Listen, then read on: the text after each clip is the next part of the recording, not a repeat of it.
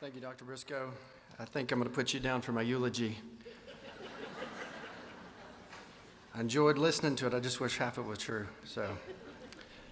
Thought about what we'd share today, or what I'd share today, and thought I'd make it a little bit of a learning lesson, tell you a little bit of the story of my life. By the way, Kisame, can I give this to you? This is a...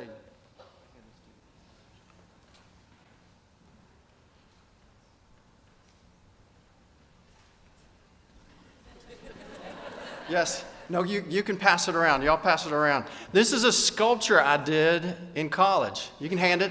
They're not going to steal it, Kiss Me. I guarantee you. I know how bad it is. I created this while I was in a sculpting class in college. I want you to see it because it means a lot to me.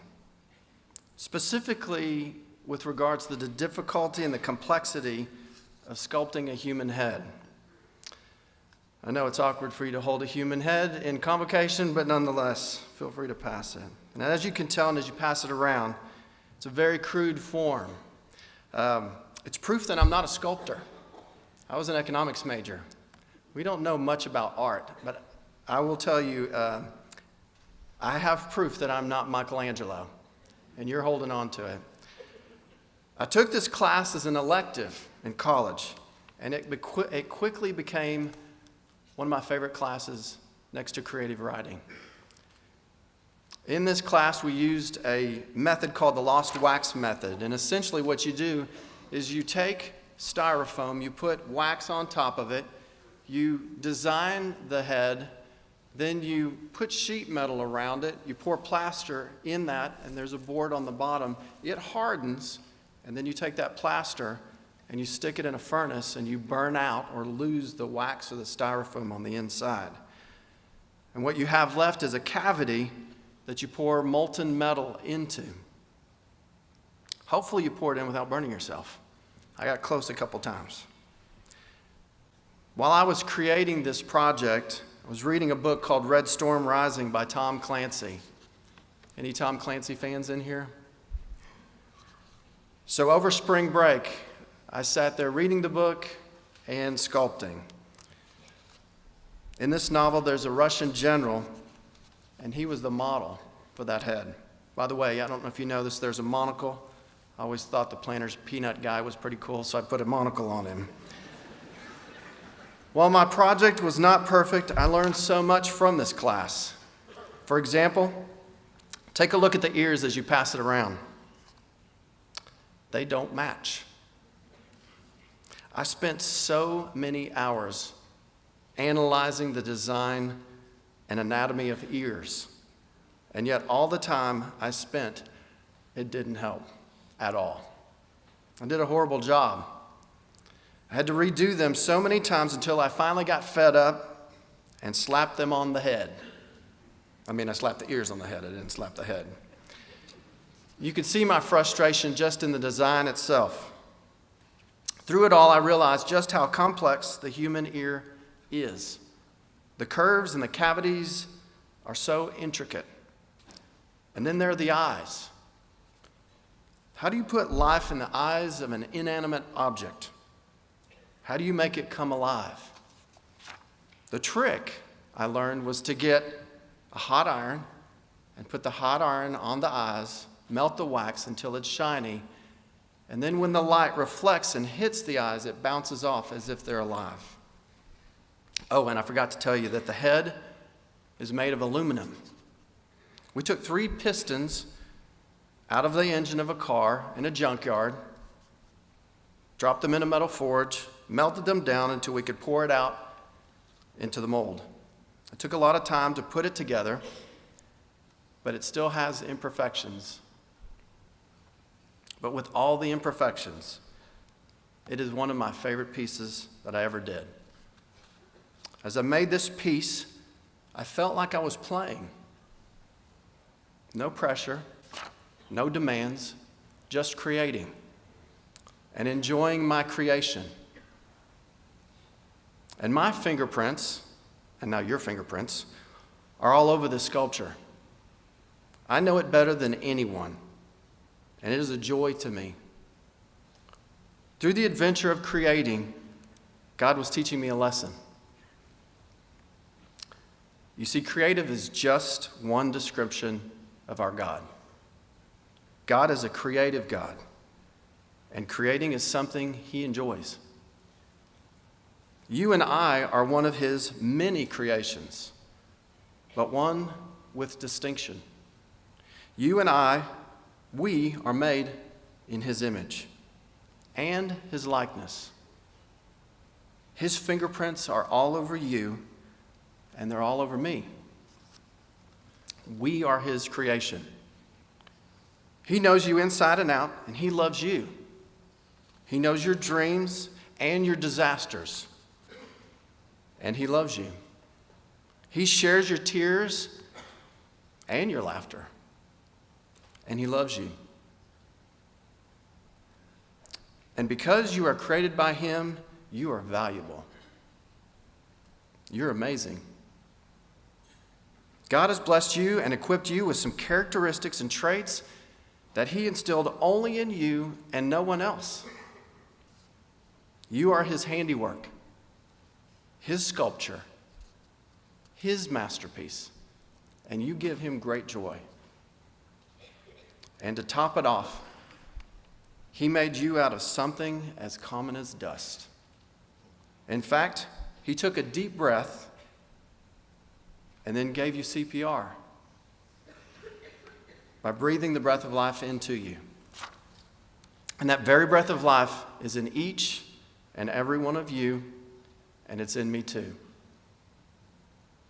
And if that weren't enough, if His mind in designing us and His hands in fashioning us and His breath in giving us life were not enough, in Psalms it says, God has precious thoughts about us.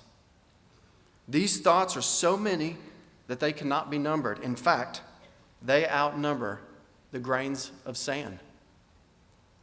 And finally, you have incredible value to God. He proved it in John 3:16 by loving you and trading His Son just for you. So you do have value. You've been made in the image of God. You're fearfully and wonderfully made. You're not only dust, but you have the life of God breathed into you. And His Son was given for you. So what? It's a question my kids ask me many times. So what, Dad? Who cares? Well, I do. And I think we've been lied to. We don't know our value. We're confused. We've been manipulated. We are told that we are either gods or we are completely worthless.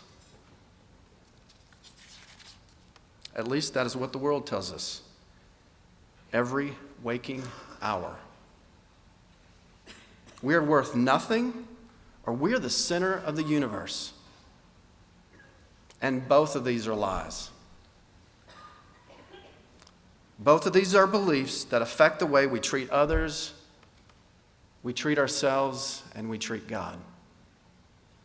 If we are worthless, then life is in vain. Why go on living?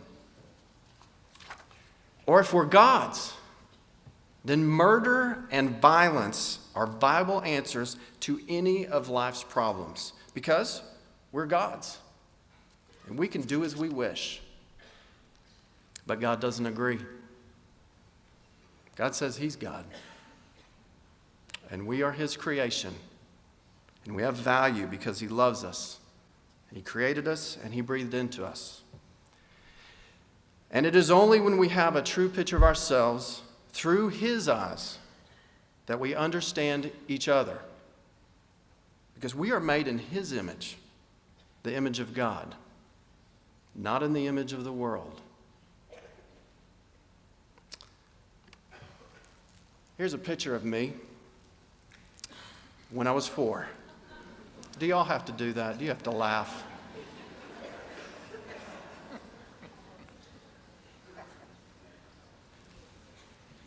That was 1973. How many of y'all were even alive to laugh at that time? Exactly.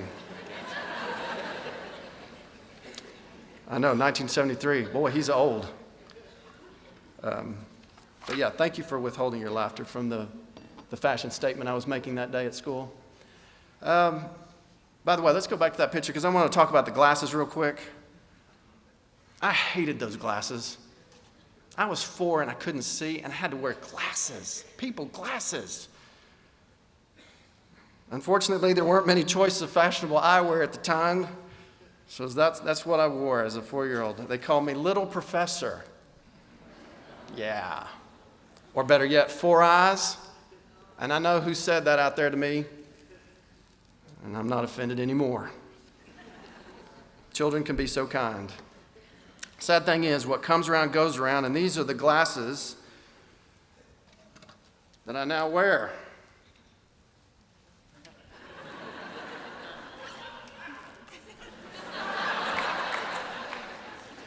Very interesting that they look like the very same glasses I had as a child. And yes, I did keep these. My mom made me keep them in case I ever broke the other ones. So, humiliation is part of my life. Nonetheless, my family lived in Baltimore, Maryland, which is the next slide. We lived on 110 Brandon Road. And the house in the middle, or actually, I think the second house from the left, is where we lived. I have many great memories from this old house, but none better than when I was 4. My mom and dad worked, and so I had a babysitter. Daycare had not been invented yet, so I had someone come in each and every day. My babysitter and I would play all day long. My favorite game was camping out. We would make tents and forts underneath tables and put quilts and blankets on top of the tables. We didn't have PlayStation back then either. We had to use our imagination. And she was the best babysitter ever. But we were different. I was a kid, and she was an adult. I was a boy, and she was a woman. I was Anglo. She was African American. One day, while we were camping out under a table, I had my socks and shoes off, and so did she. As we sat there under the table, I looked at the bottom of her feet. And then I looked at the palms of her hands. And then back to her feet. I then put my hands and my feet next to her hands and her feet. And I said this to her. We're the same underneath. We're the same underneath. And she started laughing. And she couldn't stop. In fact, my parents got home. She told them the story, and they had a good laugh. I didn't know why they were laughing. I thought I'd made an important discovery because for the first time I realized we were the same underneath. So what? Well, the world wants us to believe that if someone is different from me, then he or she is the enemy. If we don't speak the same language, then they're dangerous. If their customs are different, they're wrong, and we're right. If we're different, they're the enemy. The truth gets twisted, and when the truth is twisted, humanity suffers. But God cries out to us and says, "You are made in my image, all of you. My fingerprints are all over you. I breathed life into you and gave you my son. You are fearfully and wonderfully made. My thoughts of you are more numerous than the sand, and I love you, all of you. This is my God. This is the one I serve. And my God tells me that we are made in his image. He also tells me to love him and to love you.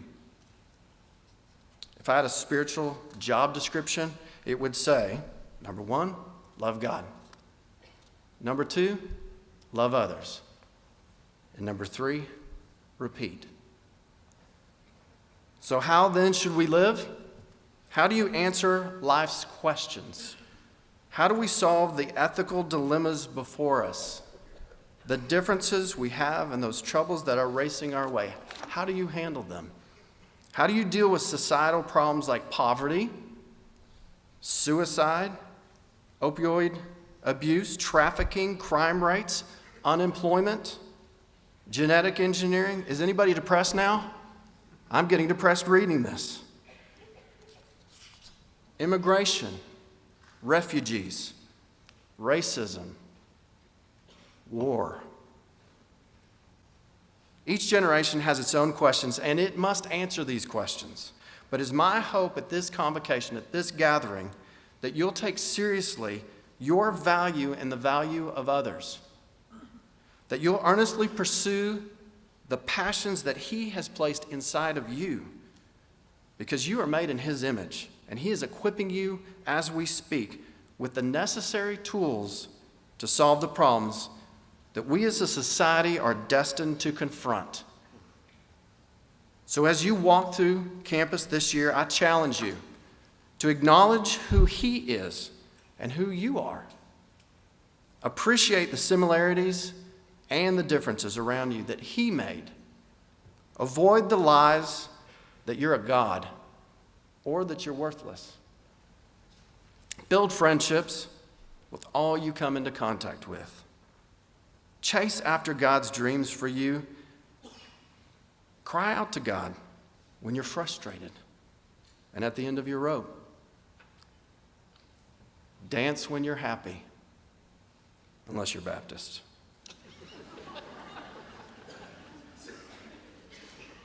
Discover your purpose and encourage those who are distraught.